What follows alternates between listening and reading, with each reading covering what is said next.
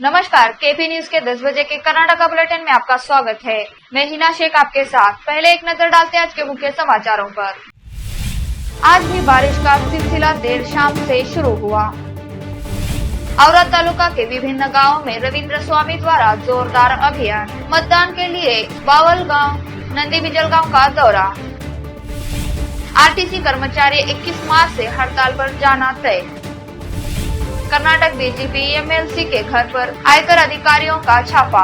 30 लाख रुपए मूल्य का सामान जब्त। कांग्रेस गारंटी कार्ड सिर्फ एक विजिटिंग कार्ड है, सीएम बोम्मई का तर्क।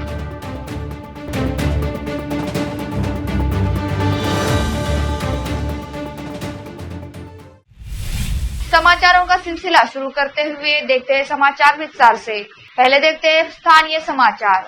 बीदर में आज दूसरे दिन भी बारिश का सिलसिला शुरू हुआ। गुरुवार से मौसम के तेवर बदलते हुए हैं। कल भी दोपहर में जोरदार बारिश हुई और कुछ क्षेत्रों में ओले भी गिरे। आज सुबह से ठंडी हवा का सिलसिला लगा रहा और यह शाम में अचानक तेज बारिश का रूप लिया। इससे यातायात और लोगों को अपने स्थान तक पहुंचने में कठिनाई का सामना करना पड़ा है। एकता फाउंडेशन के अध्यक्ष रविंद्र स्वामी ने आज औरा तालुका के बावल गांव और नंदी बिजल गांव का दौरा किया और प्रचार किया। इसके बाद उन्होंने घर घर जाकर बुजुर्गों और माताओं का आशीर्वाद लिया।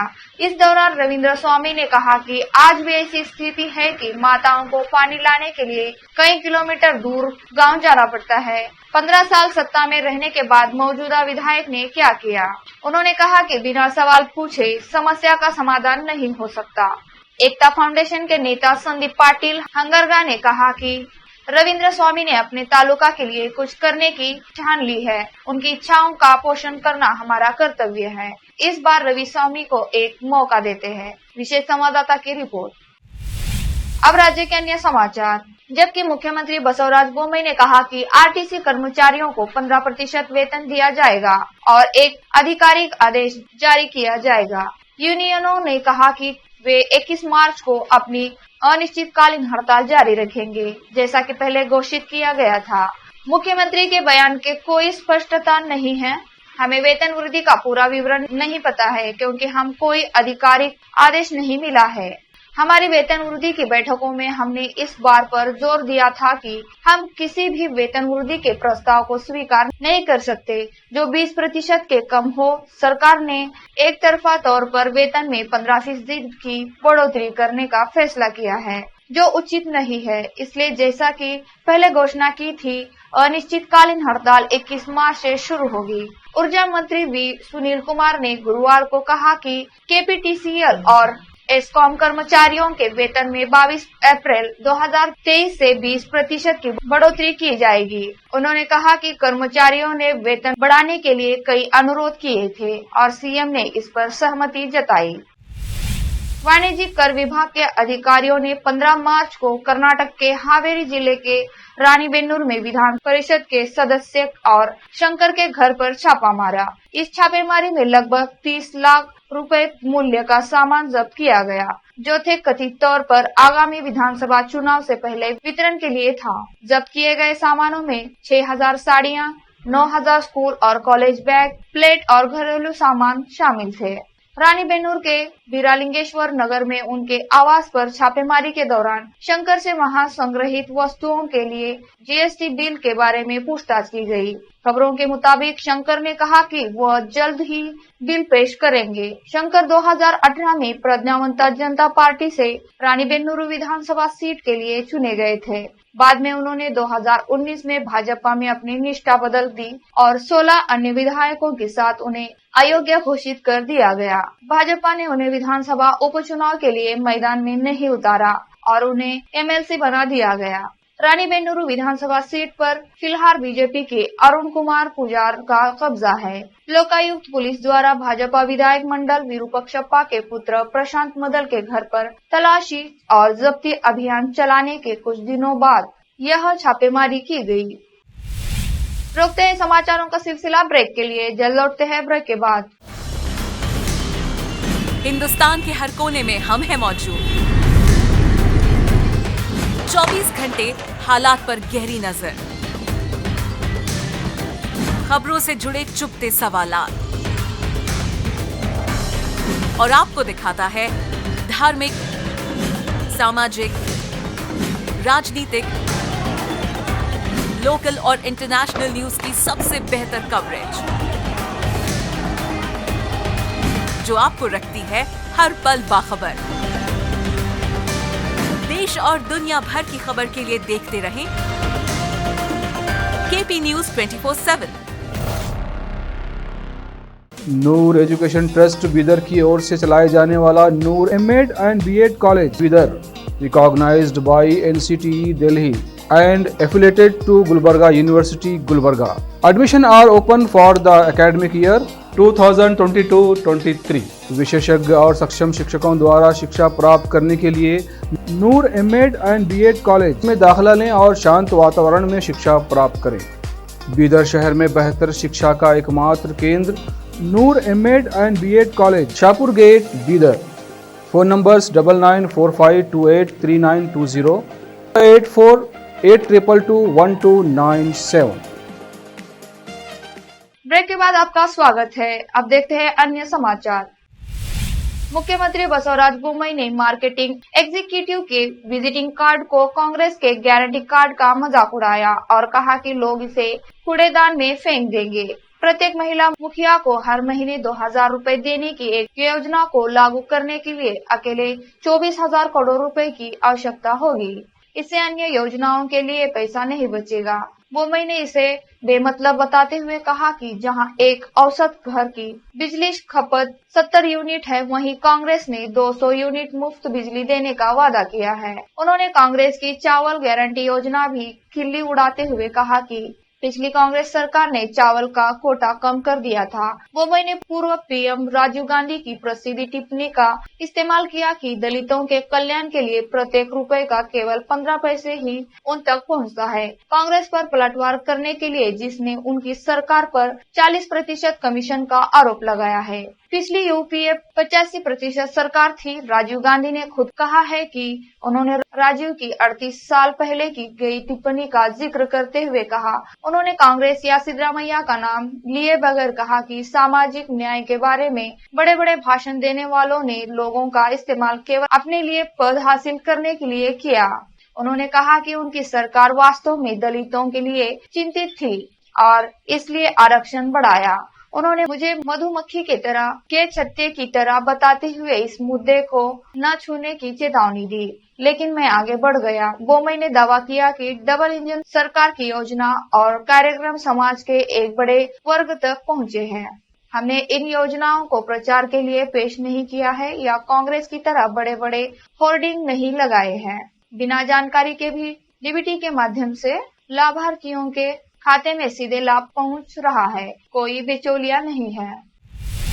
बहुजन समाज पार्टी बीएसपी, जिसने आगामी चुनाव में सभी 224 विधानसभा क्षेत्रों में चुनाव लड़ने का फैसला किया है। Social democratic party of India SDPI और कर्नाटक रायता संघ KRRS के साथ संयुक्त रूप से 3 प्रमुख चुनाव लड़ने के लिए बातचीत कर रही है। राज्य में पार्टियां भाजपा, कांग्रेस और जनता दल यह राज्य भर में प्रगतिशील संगठनों का समर्थन भी मांग रही है। 2018 के विधानसभा चुनाव में बसपा ने जेडीएस के साथ गठबंधन किया था और 20 सीटों पर चुनाव लड़ा था, लेकिन केवल कोल्लेगल एसी विधानसभा क्षेत्र में जीत हासिल की थी। पार्टी ने अब तीनों प्रमुख पार्टियों में से किसी के साथ गठबंधन या समझौता नहीं करने का फैसला किया है। पिछले चुनाव में जेडीएस सुप्रीमो एचडी देवेगौड़ा और उनके बेटे पूर्व मुख्यमंत्री एचडी कुमारस्वामी ने गठबंधन के लिए बसपा सुप्रीमो मायावती से संपर्क किया था। इसने बसपा के तत्कालीन राज्य प्रमुख एन महेश को कर्नाटक में पार्टी की अकेली सीट जीतने में मदद की। हालांकि जेडीएस कांग्रेस गठबंधन सरकार में भी महेश को मंत्रालय में शामिल किया गया था। उन्होंने बसपा और उसके कार्यकर्ताओं को एक अजीब स्थिति में डालते हुए मंत्रालय से इस्तीफा देकर भाजपा में शामिल हो गए। बसपा, जिसका अल्पसंख्यक बहुल निर्वाचन क्षेत्रों में काफी कैडर आधार है और पुराने मैसूरू और कुछ उत्तर मध्य कर्नाटक क्षेत्रों में रायता संघ है, अब कुछ अन्य सीटों के अलावा मैसूरू में नरसिम्हा राजा, मेलकोट में KRRS में एसडीपीआई का समर्थन करने की योजना बना रही है। मुद्देगिरी कस्बे में भारी ड्रामा हुआ क्योंकि भाजपा की विजय संकल्प यात्रा एक विरोध मार्च बन गई, क्योंकि पार्टी के हजारों कार्यकर्ताओं और नेताओं ने मौजूदा विधायक एमपी कुमारस्वामी के विरोध में सड़क जाम कर दी। प्रदर्शनकारियों ने मांग की कि विधायक को टिकट नहीं दिया जाना चाहिए, क्योंकि उन्होंने कथित तौर पर निर्वाचन क्षेत्र के लिए कुछ नहीं किया है। आक्रोशित प्रदर्शनकारी सड़क पर जमा हो गए और विधायक के खिलाफ जमकर नारेबाजी की। उनके हाथों में कुमारस्वामी हटाओ, भाजपा बचाओ लिखी तख्तियां थी। तनाव तब और बढ़ गया जब पूर्व सीएम बीएस येडियुरप्पा की कार को भीड़ ने घेर लिया। प्रदर्शनकारियों ने मांग की कि निर्वाचन क्षेत्र के भीतर से एक नए चेहरे को मैदान में उतारा जाए। बवाल तब तक और बढ़ गया जब विधायक के कुछ समर्थक भी अपने नेता के लिए टिकट की मांग करते हुए घटनास्थल पर पहुंच गए। स्थानीय नेताओं ने दोनों गुटों को समझाने का प्रयास किया, लेकिन बात नहीं बनी। शुरू में पुलिस भी मुखदर्शक बनी रही, क्योंकि दो गुटों में उनकी संख्या अधिक थी।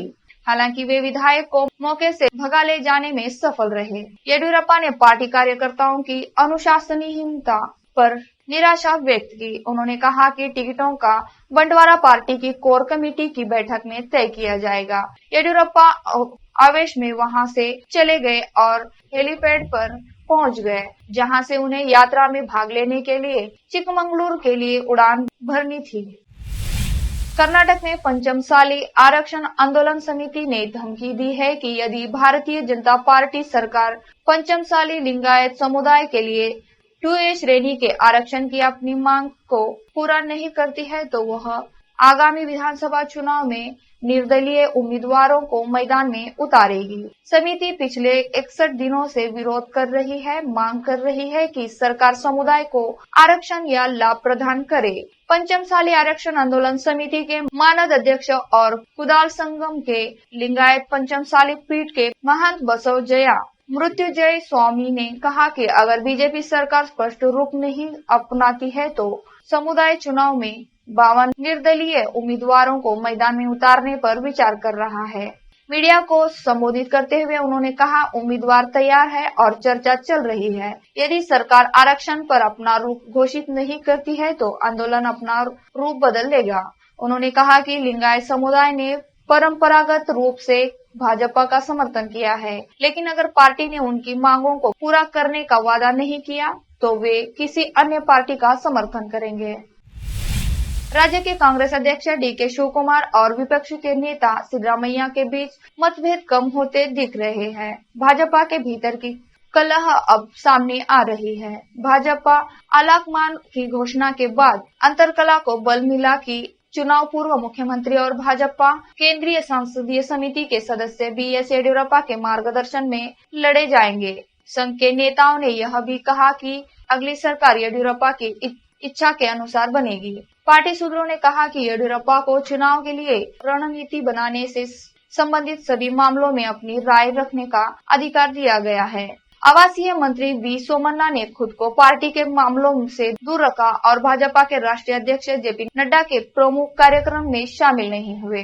मंत्री सोमन्ना ने नई दिल्ली जाकर केंद्रीय गृह मंत्री अमित शाह से मुलाकात की। उन्होंने अपनी परेशानी उनके सामने रखी और अभी तक आलाकमान ने उन्हें शांत करने में कामयाबी हासिल की है। सूत्र बताते हैं कि सोमन्ना येडियुरप्पा और उनके समर्थकों के अपने क्षेत्र में हस्तक्षेप से नाराज थे। येडियुरप्पा के बेटे विजयेंद्र पर अप्रत्यक्ष रूप से हमला करने वाले सोमन्ना के बेटे का ऑडियो भी वायरल हुआ है। राष्ट्रीय महासचिव सीटी रवि ने येडियुरप्पा की घोषणा पर आपत्ति जताई थी कि उनके बेटे विजयेंद्र शिकारीपुरा निर्वाचन क्षेत्र से चुनाव लड़ेंगे। रवि ने कहा कि विजयेंद्र के लिए टिकट आवंटन का मुद्दा पार्टी द्वारा तय किया जाएगा। विजेंद्र ने इस मुद्दे पर अपनी चुप्पी तोड़ी है और उन लोगों को चेतावनी दी है जो उनके परिवार के खिलाफ साजिश रच रहे हैं। 15 मार्च बुधवार की रात रानीबेन्नूरू शहर में युवा मोर्चा के सम्मेलन में अपने भाषण में उन्होंने कहा, येडियुरप्पा की आलोचना करने वालों को सावधान रहना चाहिए। अगर कोई येडियुरप्पा की खामोशी को उनकी कमजोरी समझता है तो उन्हें पछताना पड़ेगा। फिर से एक नजर डालते हैं आज के मुख्य समाचारों पर। आज भी बारिश का सिलसिला देर शाम से शुरू हुआ। औरत तालुका के विभिन्न गांवों में रविंद्र स्वामी द्वारा जोरदार अभियान। मतदान के लिए बावल गांव नंदी बिजलगांव का दौरा। आरटीसी कर्मचारी 21 मार्च से हड़ताल पर जाना तय। कर्नाटक डीजीपी एमएलसी के घर पर आयकर अधिकारियों का छापा, 30 लाख रुपए मूल्य का सामान जब्त।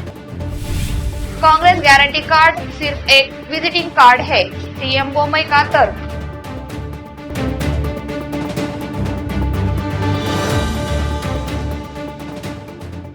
केपी न्यूज के कर्नाटका के बुलेटिन में आज इतना ही। अन्य समाचारों के लिए जुड़े रहे हमारे चैनल से। धन्यवाद।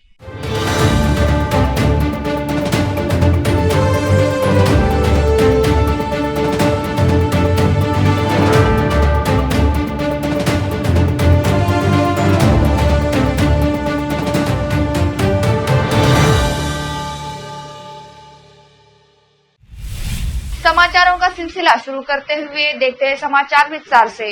पहले देखते हैं स्थानीय समाचार। बीदर में आज दूसरे दिन भी बारिश का सिलसिला शुरू हुआ। गुरुवार से मौसम के तेवर बदलते हुए हैं। कल भी दोपहर में जोरदार बारिश हुई और कुछ क्षेत्रों में ओले भी गिरे। आज सुबह से ठंडी हवा का सिलसिला लगा रहा और यह शाम में अचानक तेज बारिश का रूप लिया। इससे यातायात और लोगों को अपने स्थान तक पहुंचने में कठिनाई का सामना करना पड़ा है। एकता फाउंडेशन के अध्यक्ष रविंद्र स्वामी ने आज औरा तालुका के बावल गांव और नंदी बिजल गांव का दौरा किया और प्रचार किया। इसके बाद उन्होंने घर घर जाकर बुजुर्गों और माताओं का आशीर्वाद लिया। इस दौरान रविंद्र स्वामी ने कहा कि आज भी ऐसी स्थिति है कि माताओं को पानी लाने के लिए कई किलोमीटर दूर गांव जाना पड़ता है। 15 साल सत्ता में रहने के बाद मौजूदा विधायक ने क्या किया? उन्होंने कहा कि बिना सवाल पूछे समस्या का समाधान नहीं हो सकता। एकता फाउंडेशन के नेता संदीप पाटिल हंगरगा ने कहा कि रविंद्र स्वामी ने अपने तालुका के लिए कुछ करने की ठान ली है। उनकी इच्छाओं का पोषण करना हमारा कर्तव्य है। इस बार रवि स्वामी को एक मौका देते हैं। विशेष संवाददाता की रिपोर्ट। अब राज्य के अन्य समाचार। जबकि मुख्यमंत्री बसवराज बोम्मई ने कहा कि आरटीसी कर्मचारियों को 15% वेतन दिया जाएगा और एक आधिकारिक आदेश जारी किया जाएगा। यूनियनों ने कहा कि वे 21 मार्च को अपनी अनिश्चितकालीन हड़ताल जारी रखेंगे, जैसा कि पहले घोषित किया गया था। मुख्यमंत्री के बयान के कोई स्पष्टता नहीं है। हमें वेतन वृद्धि का पूरा विवरण नहीं पता है क्योंकि हम कोई आधिकारिक आदेश नहीं मिला है। हमारी वेतन वृद्धि की बैठकों में हमने इस बार पर जोर दिया था कि हम किसी भी वेतन वृद्धि के प्रस्ताव को स्वीकार नहीं कर सकते जो 20% के कम हो। सरकार ने एक तरफा तौर पर वेतन में 15% की बढ़ोतरी करने का फैसला किया है जो उचित नहीं है। इसलिए जैसा कि पहले घोषणा की थी, अनिश्चितकालीन हड़ताल 21 मार्च से शुरू होगी। ऊर्जा मंत्री वी सुनील कुमार ने गुरुवार को कहा कि केपीटीसीएल और एस्कॉम कर्मचारियों के वेतन में 22 अप्रैल 2023 से 20% की बढ़ोतरी की जाएगी। उन्होंने कहा कि कर्मचारियों ने वेतन बढ़ाने के लिए कई अनुरोध किए थे और सीएम ने इस पर सहमति जताई। वाणिज्यिक कर विभाग के अधिकारियों ने 15 मार्च को कर्नाटक के हावेरी जिले के रानीबेन्नूर में विधान परिषद के सदस्य और शंकर के घर पर छापा मारा। इस छापेमारी में लगभग 30 लाख रुपए मूल्य का सामान जब्त किया गया, जो थे कथित तौर पर आगामी विधानसभा चुनाव से पहले वितरण के लिए था। जब्त किए गए सामानों में 6000 साड़ियां, 9000 स्कूल और कॉलेज बैग, प्लेट और घरेलू सामान शामिल थे। रानीबेन्नूर के बीरालिंगेश्वर नगर में उनके आवास पर छापेमारी के दौरान शंकर से वहां संग्रहित वस्तुओं के लिए जीएसटी बिल के बारे में पूछताछ की गई। खबरों के मुताबिक शंकर ने कहा कि वह जल्द ही बिल पेश करेंगे। शंकर 2018 में प्रज्ञावंता जनता पार्टी से रानीबेन्नूर विधानसभा सीट के लिए चुने गए थे। बाद में उन्होंने 2019 में भाजपा में अपनी निष्ठा बदल दी और 16 अन्य विधायकों के साथ उन्हें अयोग्य घोषित कर दिया गया। भाजपा ने उन्हें विधानसभा उपचुनाव के लिए मैदान में नहीं उतारा और उन्हें एमएलसी बना दिया गया। रानीबेन्नूर विधानसभा सीट पर फिलहाल बीजेपी के अरुण कुमार पुजार का कब्जा है। लोकायुक्त पुलिस द्वारा भाजपा विधायक मंडल विरूपक्षप्पा के पुत्र प्रशांत मदल के घर पर तलाशी और जब्ती अभियान चलाने के कुछ दिनों बाद यह छापेमारी की गई। मुख्यमंत्री बसवराज बोम्मई ने मार्केटिंग एग्जीक्यूटिव के विजिटिंग कार्ड को कांग्रेस के गारंटी कार्ड का मजाक उड़ाया और कहा कि लोग इसे कूड़ेदान में फेंक देंगे। प्रत्येक महिला मुखिया को हर महीने 2,000 रुपए देने की एक योजना को लागू करने के लिए अकेले 24,000 करोड़ रुपए की आवश्यकता होगी। इससे अन्य योजनाओं के लिए पैसा नहीं बचेगा। मुंबई ने इसे बेमतलब बताते हुए कहा कि जहां एक औसत घर की बिजली खपत 70 यूनिट है, वहीं कांग्रेस ने 200 यूनिट मुफ्त बिजली देने का वादा किया है। उन्होंने कांग्रेस की चावल गारंटी योजना भी खिल्ली उड़ाते हुए कहा कि पिछली कांग्रेस सरकार ने चावल का कोटा कम कर दिया था। मुंबई ने पूर्व पीएम राजीव गांधी की प्रसिद्ध टिप्पणी का इस्तेमाल किया कि दलितों के कल्याण के लिए प्रत्येक रुपए का केवल 15 पैसे ही उन तक पहुंचता है। कांग्रेस पर पलटवार करने के लिए जिसने उनकी सरकार पर 40% कमीशन का आरोप लगाया है। पिछली यूपीए 85% सरकार थी। राजीव गांधी ने खुद कहा है कि उन्होंने राजीव की 38 साल पहले की गई टिप्पणी का जिक्र करते हुए कहा, उन्होंने कांग्रेस या सिद्धरामैया का नाम लिए बगैर कहा कि सामाजिक न्याय के बारे में बड़े बड़े भाषण देने वालों ने लोगों का इस्तेमाल केवल अपने लिए पद हासिल करने के लिए किया। उन्होंने कहा कि उनकी सरकार वास्तव में दलितों के लिए चिंतित थी और इसलिए आरक्षण बढ़ाया। उन्होंने मुझे मधुमक्खी की तरह के छत्ते की तरह बताते हुए इस मुद्दे को न छूने की चेतावनी दी, लेकिन मैं आगे बढ़ गया। बोमई ने दावा किया कि डबल इंजन सरकार की योजना और कार्यक्रम समाज के एक बड़े वर्ग तक पहुंचे हैं। हमने इन योजनाओं को प्रचार के लिए पेश नहीं किया है या कांग्रेस की तरह बड़े बड़े होर्डिंग नहीं लगाए हैं। बिना जानकारी के भी डीबीटी के माध्यम से लाभार्थियों के खाते में सीधे लाभ पहुंच रहा है, कोई बिचौलिया नहीं है। बहुजन समाज पार्टी बीएसपी, जिसने आगामी चुनाव में सभी 224 विधानसभा क्षेत्रों में चुनाव लड़ने का फैसला किया है। Social democratic party of India SDPI और कर्नाटक रायता संघ KRRS के साथ संयुक्त रूप से 3 प्रमुख चुनाव लड़ने के लिए बातचीत कर रही है। राज्य में पार्टियां भाजपा, कांग्रेस और जनता दल यह राज्य भर में प्रगतिशील संगठनों का समर्थन भी मांग रही है। 2018 के विधानसभा चुनाव में बसपा ने जेडीएस के साथ गठबंधन किया था और 20 सीटों पर चुनाव लड़ा था, लेकिन केवल कोल्लेगल एसी विधानसभा क्षेत्र में जीत हासिल की थी। पार्टी ने अब तीनों प्रमुख पार्टियों में से किसी के साथ गठबंधन या समझौता नहीं करने का फैसला किया है। पिछले चुनाव में जेडीएस सुप्रीमो एचडी देवेगौड़ा और उनके बेटे पूर्व मुख्यमंत्री एचडी कुमारस्वामी ने गठबंधन के लिए बसपा सुप्रीमो मायावती से संपर्क किया था। इसने बसपा के तत्कालीन राज्य प्रमुख एन महेश को कर्नाटक में पार्टी की अकेली सीट जीतने में मदद की। हालांकि जेडीएस कांग्रेस गठबंधन सरकार में भी महेश को मंत्रालय में शामिल किया गया था। उन्होंने बसपा और उसके कार्यकर्ताओं को एक अजीब स्थिति में डालते हुए मंत्रालय से इस्तीफा देकर भाजपा में शामिल हो गए। बसपा, जिसका अल्पसंख्यक बहुल निर्वाचन क्षेत्रों में काफी कैडर आधार है और पुराने मैसूरू और कुछ उत्तर मध्य कर्नाटक क्षेत्रों में रायता संघ है, अब कुछ अन्य सीटों के अलावा मैसूरू में नरसिम्हा राजा, मेलकोट में KRRS में एसडीपीआई का समर्थन करने की योजना बना रही है। मुद्देगिरी कस्बे में भारी ड्रामा हुआ क्योंकि भाजपा की विजय संकल्प यात्रा एक विरोध मार्च बन गई, क्योंकि पार्टी के हजारों कार्यकर्ताओं और नेताओं ने मौजूदा विधायक MP कुमारस्वामी के विरोध में सड़क जाम कर दी। प्रदर्शनकारियों ने मांग की कि विधायक को टिकट नहीं दिया जाना चाहिए क्योंकि उन्होंने कथित तौर पर निर्वाचन क्षेत्र के लिए कुछ नहीं किया है।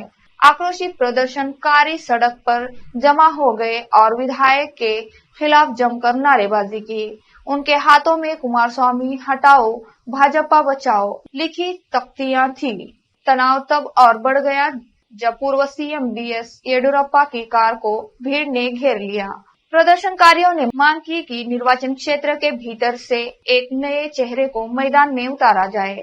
बवाल तब तक और बढ़ गया जब विधायक के कुछ समर्थक भी अपने नेता के लिए टिकट की मांग करते हुए घटनास्थल पर पहुंच गए। स्थानीय नेताओं ने दोनों गुटों को समझाने का प्रयास किया, लेकिन बात नहीं बनी। शुरू में पुलिस भी मुखदर्शक बनी रही क्योंकि 2 गुटों में उनकी संख्या अधिक थी। हालांकि वे विधायक को मौके से भगा ले जाने में सफल रहे। येडियुरप्पा ने पार्टी कार्यकर्ताओं की अनुशासनहीनता पर निराशा व्यक्त की। उन्होंने कहा कि टिकटों का बंटवारा पार्टी की कोर कमेटी की बैठक में तय किया जाएगा।